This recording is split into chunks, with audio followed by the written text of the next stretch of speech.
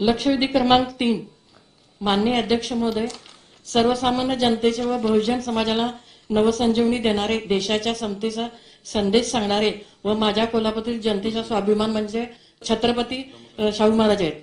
मी याच कोल्हापूर उत्तर विधानसभाचे प्रतिनिधित्व करते.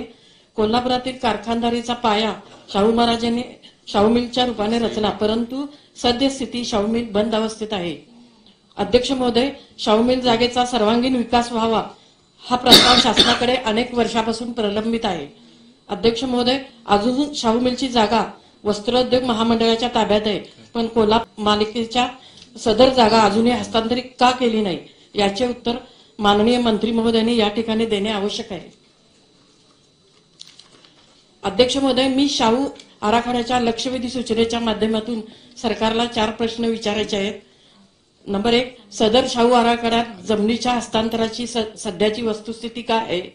नंबर 2, सदर स्मारकासाठी निशुल्क जमीन कोल्हापूर महापालिकेला किती दिवस देण्यात येणार आहे. नंबर 3, शाहू मिल आराखड्याला शासन किती निधीची तरतूद करणार आहे व सदर आराखडा किती दिवसात पूर्ण करणार.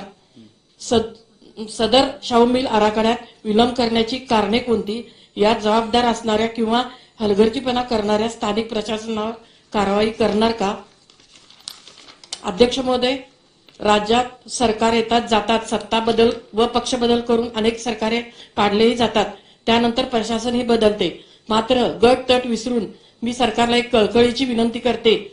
कोल्हापुरातील आंतरराष्ट्रीय दर्जाच्या नियोजित शाहू स्मारकाचा विकास आराखडा साकारण्यासाठी व छत्रपती शाहू महाराजांच्या विचाराला पुन्हा चालना देण्यासाठी या आराखड्याच्या माध्यमातून कोल्हापूर पर्यटन विकासाला व टेक्सटाईल पार्कची निर्मिती होत असल्यामुळे शासनात मोठ्या प्रमाणात महसूल उत्पादनात वाढ होणार आहे.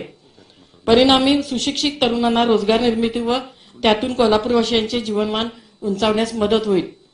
माननीय अध्यक्ष महोदय, माननीय मंत्री महोदयांच्या माझ्या प्रश्नाचे उत्तर देऊन शासनाने जगाच्या नजरेत आदर्श असा राजा ठरलेल्या छत्रपती शाहू महाराजांच्या 131 स्मारकाच्या आराखड्यातील सर्व अडथळे दूर करून त्यांची तातडीने निधी मंजूर करून द्यावा ही नम्र विनंती.